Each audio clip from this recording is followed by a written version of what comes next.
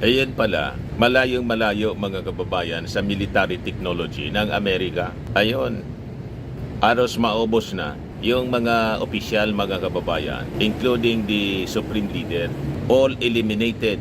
Pero anya Mr. Maravillas, lumalaban pa rin. May mga tira-tira pa. Pero uubusin siya, mga kababayan. Hindi siya tatantanan hanggang hindi sumurrender yung Iran.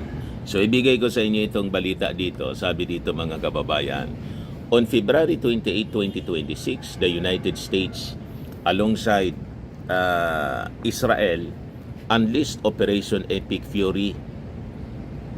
Yung Israel po, Operation Roaring Lion. Ang opla naman po ng Amerika, binansagan na Operation Epic Fury, a decisive joint strike campaign that shattered Iran's defenses and eliminated key regime figures including Supreme Leader Ayatollah Ali Khamenei.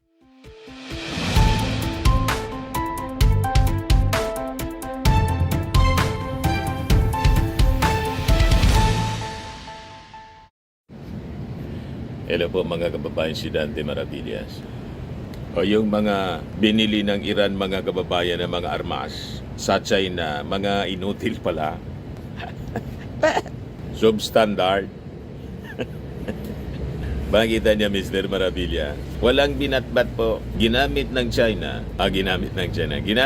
Iran yung mga sinupply na mga armaments, military hardware ng China. Walang binatbat mga kababayan. Kaya yung mga pag-flex ng military might ng China mga kababayan, lahat man lang propaganda. Kasi yung military technology nila, malayong malayo sa technology ng Amerika. Yan mga kababayan, no? Sabi dito sa balita, breaking US power dominates Chinese HQ-9B systems obliterated in hours. Napulbos agad mga kababayan yung mga armas na gawa ng China. Kumita lang mga kababayan si Xi Jinping. Nauto si Khamenei. Ayun, si Ali Khamenei, nagyabang kasi may mga armas siyang made in China. Sinuplayan siya gamit yung siyempre pambayad mga kababayan, yung mga petroleum. Ayan pala, malayong malayo mga kababayan sa military technology ng Amerika. Ayon, aros maubos na yung mga opisyal mga kababayan, including the Supreme Leader, all eliminated. Pero anya Mr. Maravillas, lumalaban pa rin. May mga tira-tira pa. Pero uubusin siya mga kababayan. Hindi siya tatantanan hanggang hindi sumurrender yung Iran. So ibigay ko sa inyo itong balita dito. Sabi dito mga kababayan, on February 28, 2026, the United States alongside Israel unleashed Operation Epic Fury. Yung Israel po, Operation Roaring Lion. Ang opla naman po ng Amerika, binansagan na Operation Epic Fury, a decisive joint strike campaign that shattered Iran's defenses and eliminated key regime figures including Supreme Leader Ayatollah Ali Khamenei. Sabi dito sa balita, among the most striking early successes, all three Chinese-supplied HQ-9B surface-to-air missile systems, touted as advanced air defenses, were destroyed within the first hour or even minutes of U.S. operations.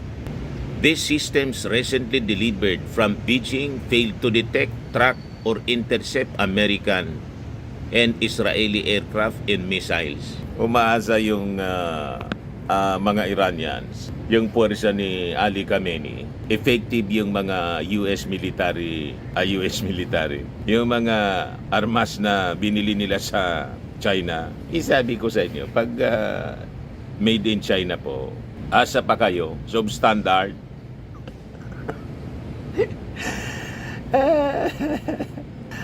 Sabi ko sa inyo, magaling lang yung China mga kababayan mag-flex ng military muscles tapos magpropaganda. Sige, ang palabas nila ng mga pananakot, at mga propaganda sa social media, kung ano-ano na lang. Kesyo may mga robot na silang mga sundalo.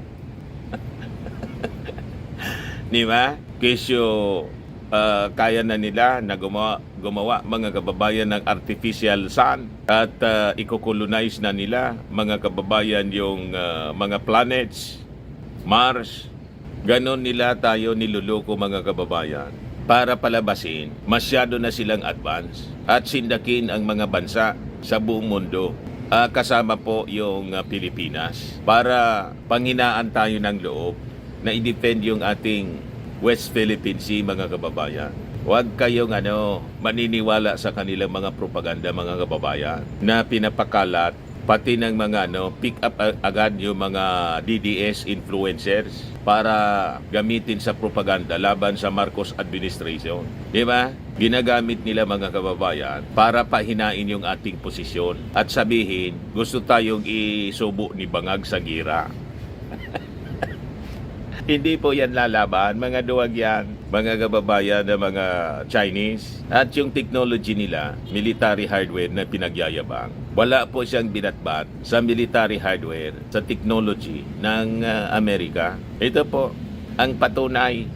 Itong nangyaring paglusob ng Amerika in Israel sa Iran. Hindi umobra yung kanilang mga armas. Hindi ma-detect. Yan ang patunay. Sabi dito sa balita, this marks yet another humiliation for Chinese military exports.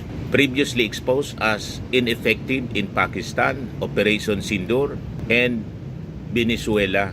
Palpak mga kababayan yung mga military technology galing sa China. Sabi ko sa inyo, pati nga dito sa atin, yung mga produktong made in China, disposable po. Tama yung mga analysis natin. Ang China yumaman sa pambubudol.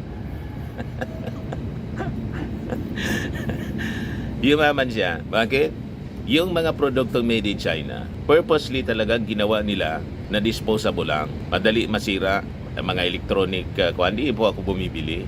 Japanese made ang binibili ko. American, Japanese, European made products. Pero pag China, wag na po. Baka masunog yung bahay ninyo.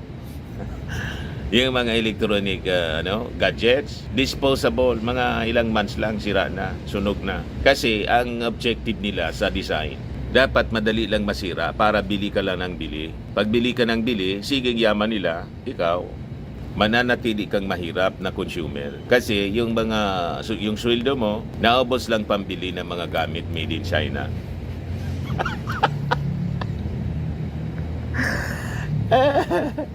O di ba pambubudol na malinaw ang ginagawa ng mga Chinese? Ganon sila, pati sa military hardware. Hindi naging effective po sa Pakistan, pati sa Venezuela. Nakita ninyo ng lusobi ng Amerika, yung mismong palasyo ni Maduro. Tulog na tulog si Maduro. Hindi na-detect ng mga military hardware, yung mga pinagyayabang nilang military defenses na nakaposisyon doon mismo sa palasyo. Hindi na-detect po yung paglusob ng Amerika. Ngayon, nasa na si Maduro, si Nicolas Maduro, na nagsasayaw-sayaw mga kababayan, ginagaya-gaya yung pagsayaw ni Trump. O di ba? Naharap ngayon sa patong-patong na kaso sa US Court mga kababayan. At dito sa Iran, inabot ni Khamenei sa kanyang kayabangan? Ayun, eliminated sila lahat mga kababayan. Now proven worthless in Iran against superior US stealth, electronic warfare, and precision strikes. The result, Iran's skies lay wide open. US B-2 bombers hammered hardened missile sites. Naval headquarters were devastated and 9 Iranian vessels were sunk, with more to follow per President Trump's updates. So sabi dito, no other military on earth matches this level of dominance. American forces execute complex multi-domain operations with unmatched speed, precision, and lethality, rendering rival systems obsolete and sending a clear message. Ano ang malinaw na mensahe nito? US military supremacy remains unchallenged. Kaya mga made in China na military hardware, huwag ninyong gawing pangyapang. Di ba? Kaya sabi ko nga, pag nagkagipitan dito, manawagan ako kay PBBM, kausapin si President Trump na iposisyon sa ating mga EDCA sites na ginagamit ngayon sa propaganda ni Jason sa at iba pang mga DDS influencers na panakot sa atin na madadamayan niya tayo. Wala man pong military base dito. Itong mga EDCA sites, sabi ng ating gobyerno, facilities natin ito. Ginamit ni Jason sang panakot sa atin para hindi tayo manindigan laban sa China, sa pambubuli sa atin ng China. Kaya nagsalita na mga kababayan si Assistant Secretary Arsenio Andolong, DND spokesperson. Sabi niya, the Philippines poses no threat to Iran. Our Enhanced Defense Cooperation Agreement sites or EDCA sites are Philippine facilities.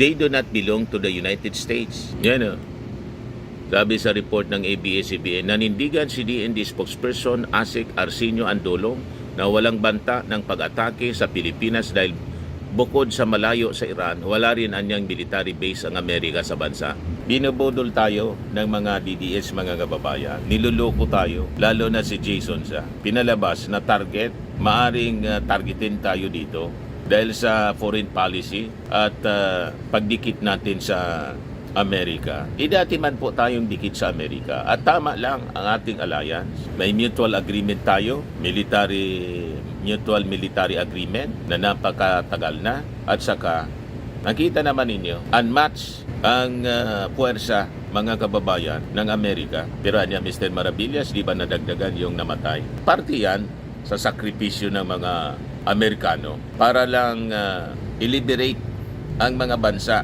from the clutches ng mga dictators tulad mga kababayan ni Maduro, ni Saddam Hussein noong panahon sa Iraq, ni Muammar Gaddafi, and this time ni Ali Khamenei. Kaya tama ang ating military alliance. Huwag kayong nakikinig sa mga propaganda nila. Ayan yung latest mula sa Jerusalem Post, 2 more US service members killed in Iran. So kasama yan sa sakripisyo. So bali 5 na lahat mga kababayan. Pero ito po yung latest na warning ni US Secretary Hegseth. Yan if you kill Americans, if you threaten Americans anywhere on earth, we will hunt you down without apology and without hesitation, and we will kill you. Habang 5 ang patay sa mga Amerikano, American servicemen, over 1,000 IRGC security officials killed so far. Sa report mga kababayan ng Jerusalem Post, sabi dito, strikes have targeted RIGC, base, militia, and government installations, including a significant strike on internal security bases in Tehran on Monday, kahapon po. Yan ang latest na balita. At sabi ni Hegseth, the Islamic regime has waged war against America for 47 years. We did not start this war, but under President Trump, we will finish it. Tatapusin daw nila ito. So yan na po ang mga updates mga kababayan. Huwag kayong naniniwala sa mga propaganda ng mga DDS influencers in relation dito sa nangyayari sa ngayon, nagyera sa Middle East, na ginagawa nilang panakot sa atin para sumurrender tayo at huwag manindigan laban sa pagmamalabis ng China sa atin dito sa West Philippine Sea. Ulitin natin, ang mga armas na pinagyayabang po ng China, na sabi ni Digong, pag kanya pinatulan tayo niyan, mauubos tayo. Huwag kayong naniwala doon sa kwento ni Digong. Takot lang ng mga Chinese mga kababayan with our military alliance sa Amerika na gusto nilang humiwalay tayo sa Amerika para wala na pong laban, lalamunin na lang tayo nila. Yan ang kanilang strategy. Budulin tayo. Kasi nga po, yung sinasabi natin na sinusundan na prinsipyo ng mga Chinese, yung si General Sun Tzu, to subdue the enemy without firing a single bullet. So sa pamamagitan ng infiltration po at mga propaganda nila, surrender na lang tayo. Bodol. Ano ba?